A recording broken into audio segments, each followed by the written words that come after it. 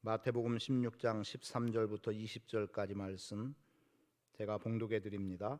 예수께서 빌립보 가이사랴 지방에 이르러 제자들에게 물어 이르시되 사람들이 인자를 누구라 하느냐? 이르되 더러는 침례 요한, 더러는 엘리야, 어떤 이는 예레미야나 선지자 중에 하나라 하나이다. 이르시되 너희는 나를 누구라 하느냐? 시몬 베드로가 대답하여 이르되 주는 그리스도시요 살아계신 하나님의 아들이시니이다. 예수께서 대답하여 이르시되 바요나 시몬아, 내가 복이 있도다. 이를 내게 알게 하니는 혈육이 아니요 하늘에 계신 내 아버지시니라. 또 내가 네게 이르노니 너는 베드로라. 내가 이 반석 위에 내 교회를 세우리니 음부의 권세가 이기지 못하리라. 내가 천국 열쇠를 네게 주리니 네가 땅에서 무엇이든지 매면 하늘에서도 매일 것이요 네가 땅에서 무엇이든지 풀면 하늘에서도 풀리리라 하시고, 이에 제자들에게 경고하사 자기가 그리스도인 것을 아무에게도 이르지 말라 하시니라. 아멘. 28절 한 절 더 읽어드리겠습니다. 진실로 너희에게 이르노니 여기 서 있는 사람 중에 죽기 전에 인자가 그 왕권을 가지고 오는 것을 볼 자들도 있느니라. 아멘. 찬양이 있겠습니다.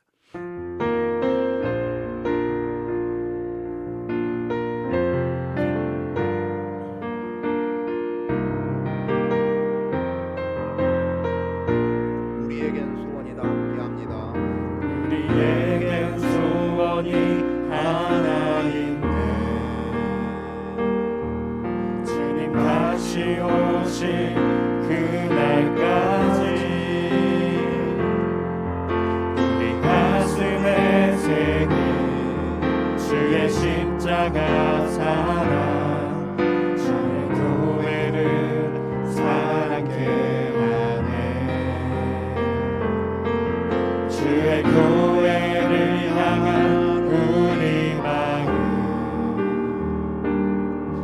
희생과 포기와 가난과 고난, 죽으며 죽음조차 이를 막을 수 없네. 우리 교회는 이 땅의 희망,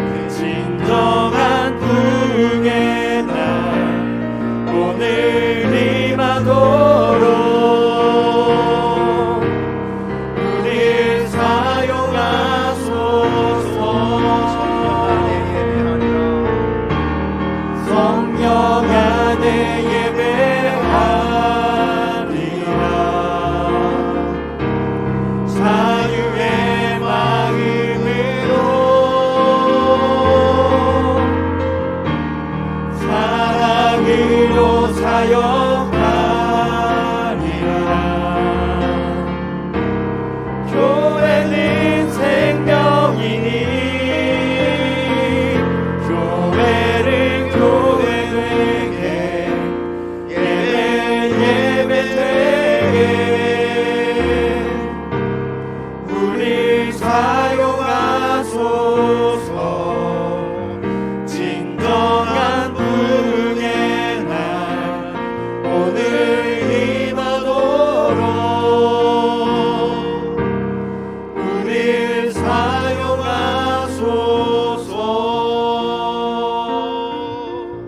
하나님께 영광의 박수 올려드립니다. 할렐루야.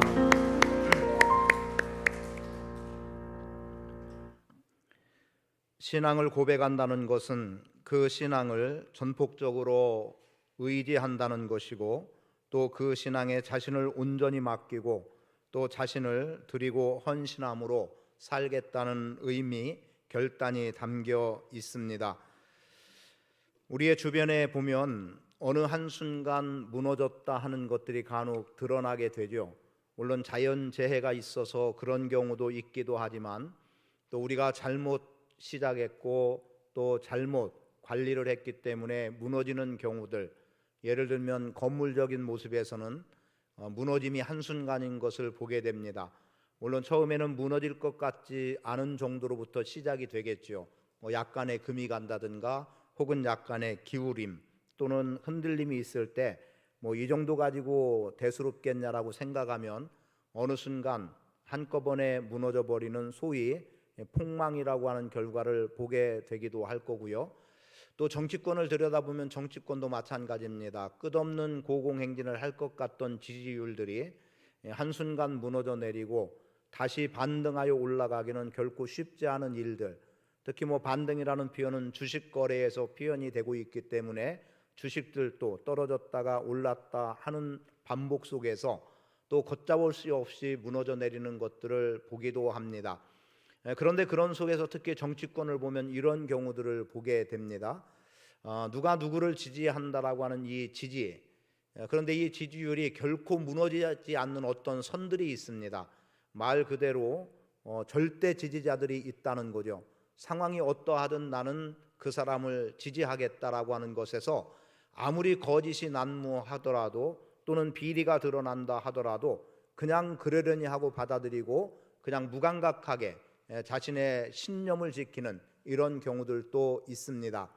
우리 신앙에는 어떨까요? 신앙도 마찬가지입니다. 지금 말씀드리려고 하는 신앙 고백이라고 하는 이 고백이 분명하면 주변의 환경이 어떠하든 그것이 크게 문제되지 않고 우리는 우리의 신앙을 견고하게 지켜나가고 교회를 세워나갈 수 있습니다. 방금 부른 찬양의 내용 속에서도 담겨진 것들이 그래요. 교회는 생명이라고 하는 것이 하나의 그런 의미를 담겨주기도 할 것이고, 그리고 많은 고난과 역경들이 있기 때문에 심지어 죽음조차도 그래서 우리는 두려워하지 않고 나갈 수 있는 것은 우리의 신앙이 분명하고 우리가 교회라고 하는 분명한 인식이 있으면 어떤 상황 어떤 환경이 돼도 요동할 리가 없습니다. 마치 정치권에서 절대 지지자처럼 오늘 우리가 주님을 믿는 믿음의 절대 믿음을 가지고 있다고 하면 주변의 환경이 요동치고 수많은 고난과 역경이 온다 하더라도 우리의 신앙은 결코 흔들림이 없을 것이고, 그리고 주님의 몸된 교회에 내가 진정한 헌신을 하게 된다면 주변의 환경들이 어떠하든, 그래서 설령 나 혼자라는 이미지로 서게 된다 하더라도 여전히 신앙은 견고하게 지켜나갈 수 있는 삶을 살아갈 수 있게 됩니다.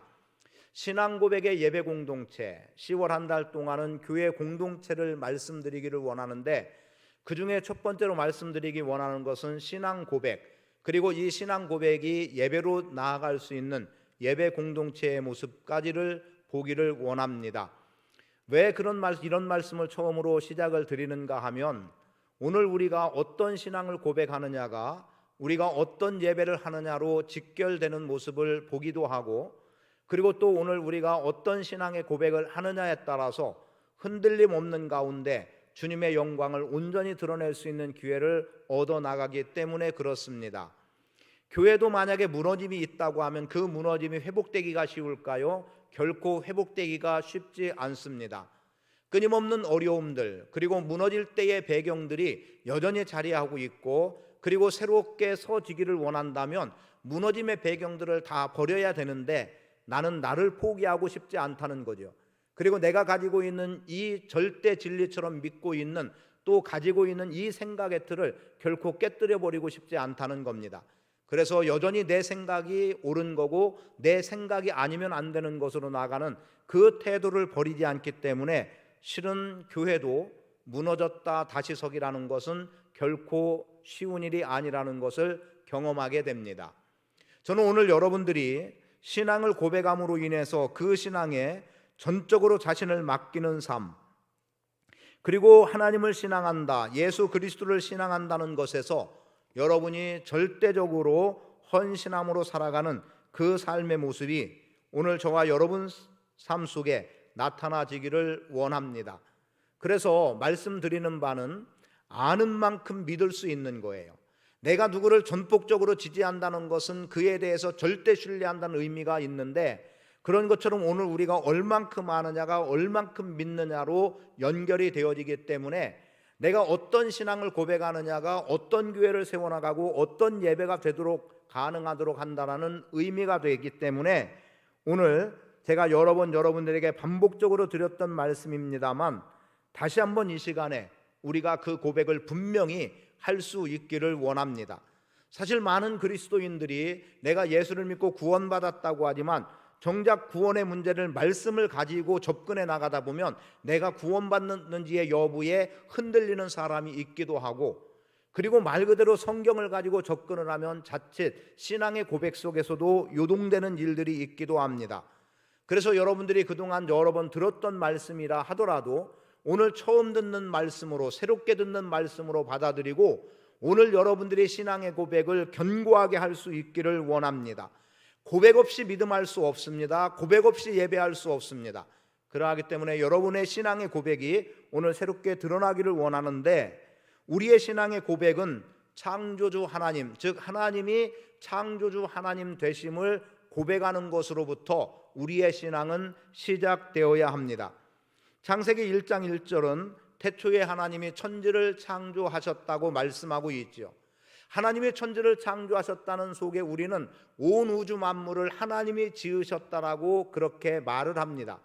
그리고 그렇게 말하는 속에 또 하나 가장 작은 단위처럼 보여지게 되는 사람 지음에 대해서, 혹 보통의 사람들은 사람들에 대해서 그냥 먼지 정도에 지나지 않는다, 티끌만도 못하다라고 하는 표현들을 써서 온 우주 만물의 창조의 비견에서 사람은 하잘것없는 것처럼 보여질지 모르지만, 사실 하나님이 사람을 지으셨다는 것은 하나님의 중심이 담겼다는 것이고, 하나님이 우리의 모양대로 우리의 형상을 따라 사람을 지으시고, 그리고 그 코에다가 생기를 불어 넣어 주심으로 사람이 생명이 되게 함같이 사람을 지으셨다는 것은, 혹시 믿음 밖의 사람들이 사람을 미미한 존재로 본다 하더라도 하나님은 우리를 가장 존귀한 자로 지어주셨다라고 하는 믿음이, 그리고 그 고백이 우리 안에는 있어야 합니다.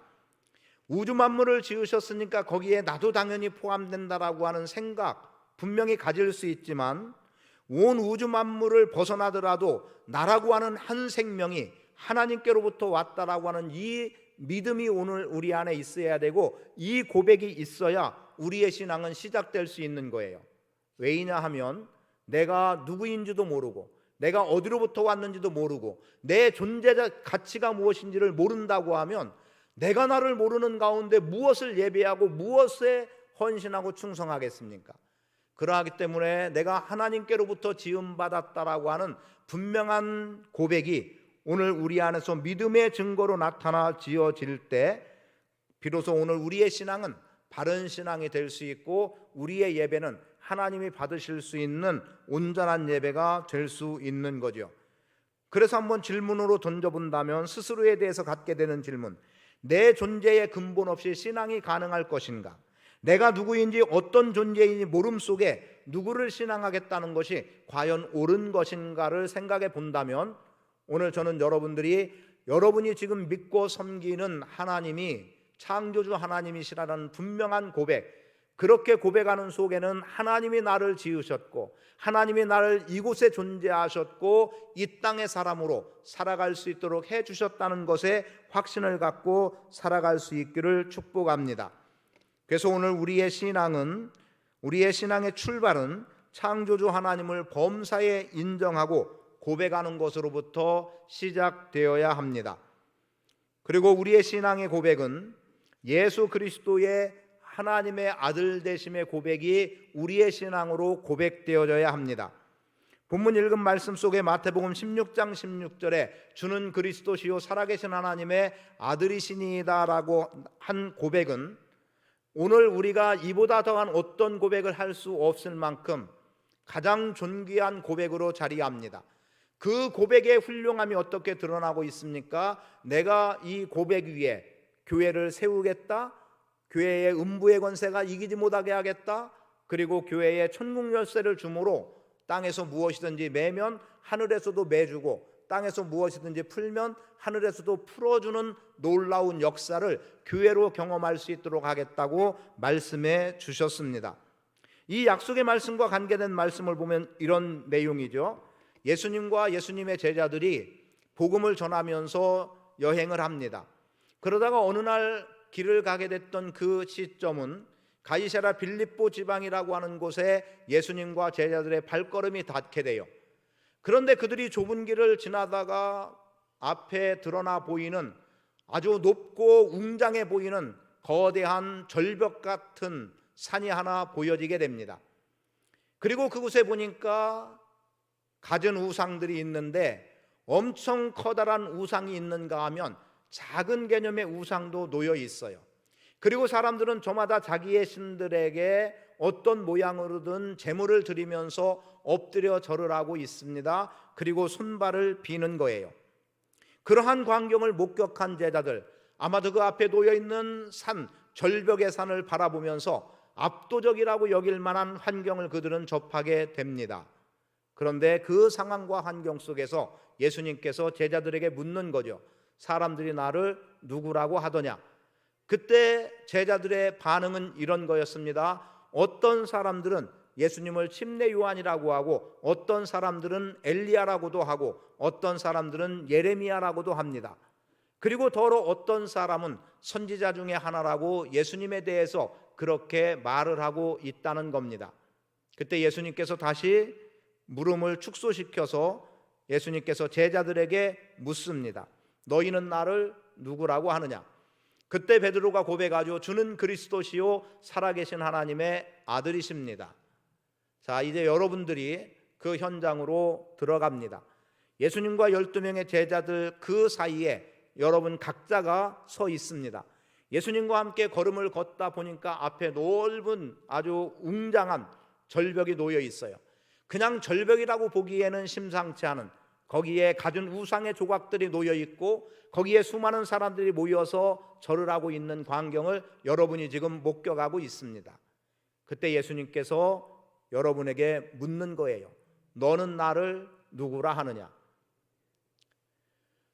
지금 주변의 환경에 압도당하는 정도의 상황 속에서 예수님께서는 어쩌면 초라한 모습으로 말씀대로라고 하면 머리 둘 곳 없는 예수님, 그리고 예수님과 함께 걸음을 걷는 사람들은 조그만 전대 하나, 그러나 그 전대마저도 거의 비어있는 전대, 그리고 입은 옷도 그렇게 다른 사람들보다 낫지 않은, 어쩌면 그보다도 못한 정도의 옷을 입고 걸으며 예수님의 제자라고 움직이고 있는 자신들의 행색을 바라봤을 때 그들은 그 앞에 위축될 수밖에 없는 상황인 거죠.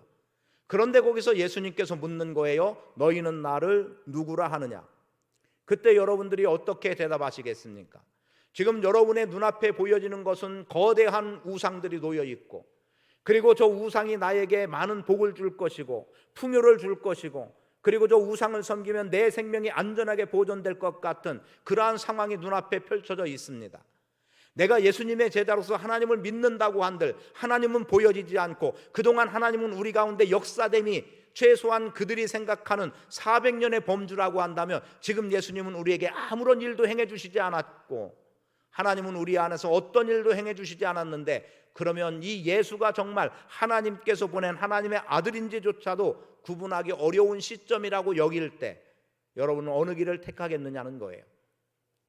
그리고 지금 내 앞에 펼쳐 있는 이 우상의 신전들을 바라보면 내가 영광 가운데 살아갈 수 있다고 전제하고, 그리고 내가 무엇을 하든 재물의 복을 듬뿍 부어준다고 생각하는데, 그런데 예수님을 따르는 내 모양은 고난과 역경의 길일 수밖에 없고, 내가 무엇 하나 제대로 먹고 따를 수 없는 이 환경이라고 할 때 여러분은 누구를 선택할 것이냐는 거죠.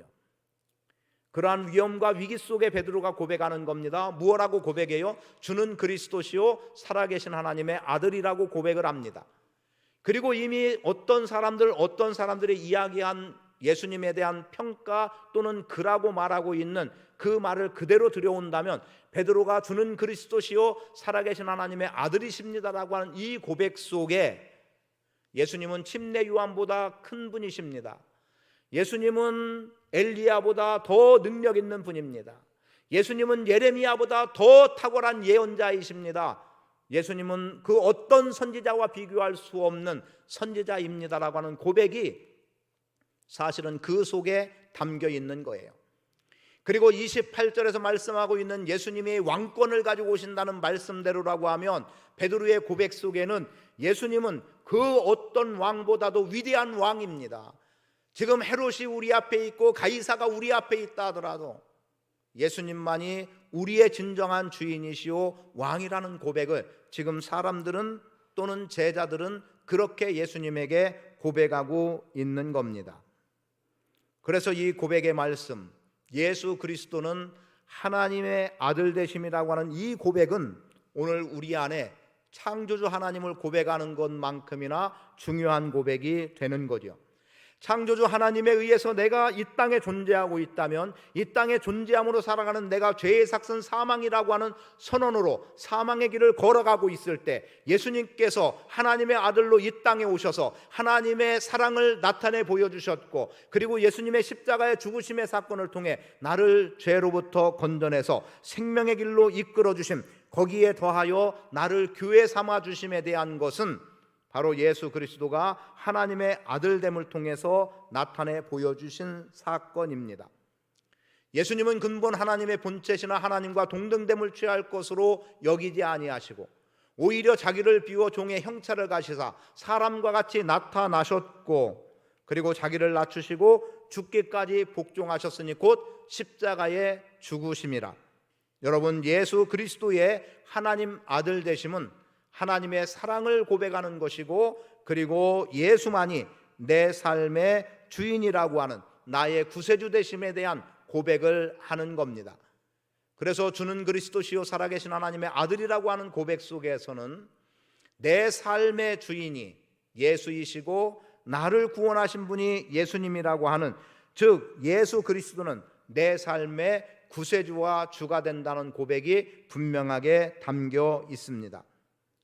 저는 여러분들이 예수님과 함께하는 걸음 속에서 베드로의 고백처럼 여러분도 주는 그리스도시요 살아계신 하나님의 아들임을 고백하고 예수 그리스도만이 내 삶의 구세주와 주가 되신다는 분명한 고백으로 나가는, 그래서 오늘 우리의 신앙이 예배 공동체의 온전함으로 드러나는 신앙으로 자리하기 원하고 교회 공동체로 여러분들이 설 수 있기를 축복합니다.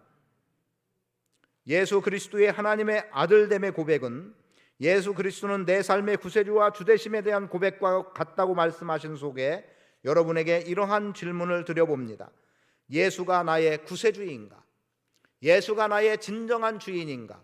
여러분, 예수가 여러분의 구세주로, 예수가 여러분의 주로 온전하게 고백되어지고 믿음되어지지 않았다고 한다면 지금까지 우리의 신앙이 과연 온당한 것인가?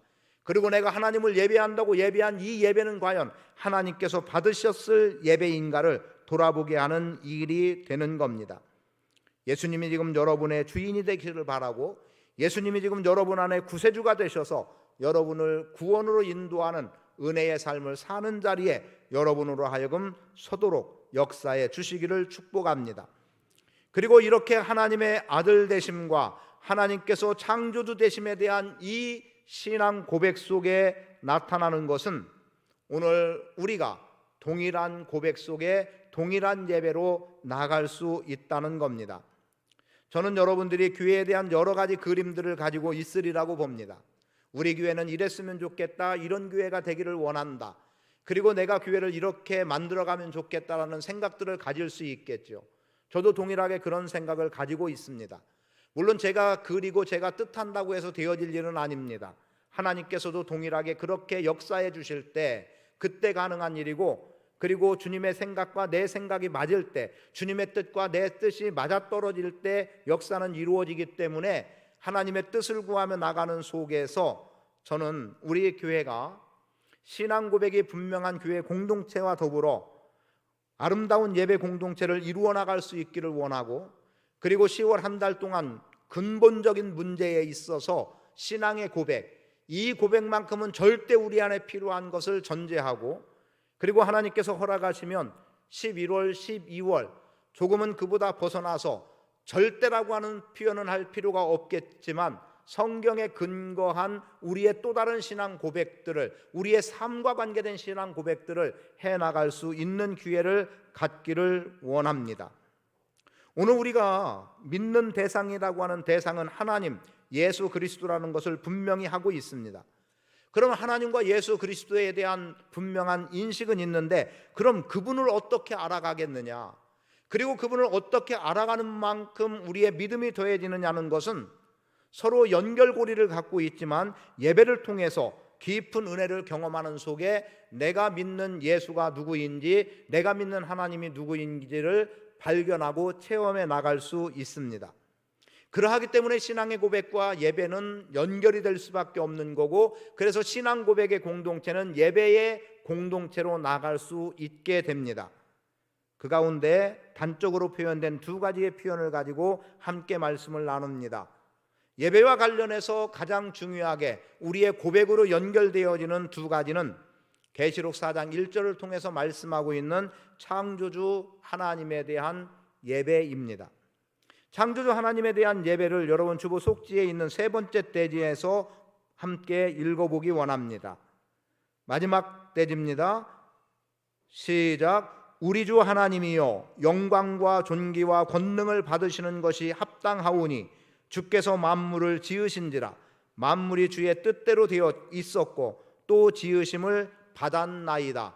이게 계시록 4장 11절을 통해서 보여주시는 창조주 하나님에 대한 합당한 영광을 돌리라는 것이고요. 그 뒤로 나오는 말씀입니다. 시작. 죽임을 당하신 어린 양은 능력과 부와 지혜와 힘과 존귀와 영광과 찬송을 받으시기에 합당하도다. 계시록 5장 12절의 말씀입니다.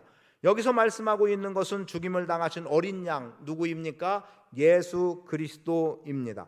우리를 구원하시기 위해서 십자가에 못 박혀 죽음을 당하신 예수 그리스도는 능력과 부와 지혜와 힘과 존귀와 영광과 찬송을 받으시기에 합당하신 분이기 때문에 우리가 그분을 예배해야 하는 겁니다. 오늘 예배라고 하는 것에 대한 새로운 정의 하나를 다시금 말씀드린다면, 예배라는 것은 그분의 이름에 합당하게, 그분의 이름에 걸맞게 영광을 돌리는 것이 예배입니다. 그래서 합당하게 영광 돌림이 예배라는 거죠. 그러하기 때문에 하나님이 창조주이심에 합당한 영광을 올려드리는 것, 예수님이 구세주 되심에 대한 합당한 영광을 올려드리는 것, 그것은 오늘 우리의 예배가 되는 겁니다. 저는 이러한 예배를 통해서 하나님께 온전히 영광 돌리며 나갈 수 있기를 원하고, 이것이 진정한 예배임을 알아서 오늘 여러분 삶 속에 끊임없이 창조주 하나님과 구원자 예수 그리스도가 고백되어지는 삶을 사시기를 축복합니다. 그리고 예배의 또 다른 한 가지, 로마서 12장 1절. 그러므로 형제들아, 내가 하나님의 모든 자비하심으로 너희를 권하노니 너희 몸을 하나님이 기뻐하시는 거룩한 산 제사로 드리라. 이는 너희에 드릴 영적 예배라고 말씀하죠. 이 속에서 우리가 보게 되는 바, 우리의 몸을 하나님께 드리라는 겁니다. 그것이 영적 예배가 된다는 거예요. 그리고 2절 말씀을 통해서 주시는 바는 시대를 거스리는 삶을 살라는 거죠. 시대를 본받지 말고 하나님의 선하시고 기뻐하시고 온전하신 뜻이 무엇인지 분별하라는 거예요. 여러분, 시대에 흐름을 따라 흘러가는 인생으로 살 것인지, 때로는 시대를 거스르면서 신앙할 것인지를 여러분들이 신앙을 고백함 속에서 결단해 나가야 합니다. 그리고 히브리서 13장 말씀에서 보여주는 바 하나님의 이름에 합당한 영광, 즉 창조주 하나님의 이름에 합당한 영광, 예수 그리스도의 이름에 합당한 영광, 독생자 예수 그리스도의 십자가의 구속의 은혜에 합당한 영광을 올려드리는 찬양의 예배와 더불어 성도의 온전한 사귐, 삶을 나눔, 필요를 나누는 속에서 나눔의 예배까지로 나가는 복 있는 성도의 삶을 살아가는, 그래서 오늘 우리 교회가 신앙 고백이 분명한 가운데 아름다운 예배 공동체로 세워져 나갈 수 있게 되기를 축복합니다. 지금까지 여러분들이 살아왔던 삶의 모습에서 정말 하나님이 창조주 하나님 되심으로 인해서 내가 하나님으로부터 지음받았다는 확신이 없이 왔다거나, 예수 그리스도께서 나를 위해서 십자가에 못 박혀 죽으셨다, 그래서 죄로 인해서 죄값에 의해서 사망이 선언된 나에게 구원의 은혜를 베풀어 주셔서 사망으로부터 자유하고 영생을 소유한 자로 살아가게 하셨음에 대한 분명함이 없었던 분들은 오늘 다시 한번 예수 그리스도의 주 되심과, 즉 구세주 되심과 창조주 하나님 되심에 대한 분명한 신앙 고백을 통해서 여러분이 구원의 은혜를 이르는 복 있는 삶을 사시기를 축복합니다. 그리고 그 구원받은 근거 그대로가 하나님 앞에 예배로 나가는 복된 성도의 삶을 사시기를 바랍니다. 저는 여러분들이 예배에 헌신한 삶을 사시기를 바랍니다. 예배하는 시간을 구별하시기를 축복합니다. 예배하는 시간을 구별할 때 하나님이 나를 사랑하시고 예수 그리스도께서 나를 구원하신 것에 대한 합당한 반응을 할 수 있게 됩니다. 그것이 오늘 저와 여러분 안에 예배로 나타날 수 있어야 합니다. 그리고 예수 그리스도의 왕 되심을 기대하고 주님과 함께 이 땅에서 왕노릇 할 것, 지금 사실은 여러분들이 영적인 왕노릇을 하고 있습니다. 우리를 교회 삼아 주셨기 때문입니다. 여러분, 교회라는 이미지를 꼭 붙드십시오. 나는 교회다. 따라합니다. 나는 교회다. 나는 교회다. 여러분이 교회로 분명하게 존재할 때 우리 교회는 부흥하고 성장할 수 있음을 믿습니다. 아름다운 교회 공동체를 이루어 나갈 수 있습니다. 오늘 신앙의 고백을 이 시간 기도하며 올려드리고, 그리고 여러분의 삶 속에서 하나님께서 역사하실 것을 기대함으로 나가기를 원합니다.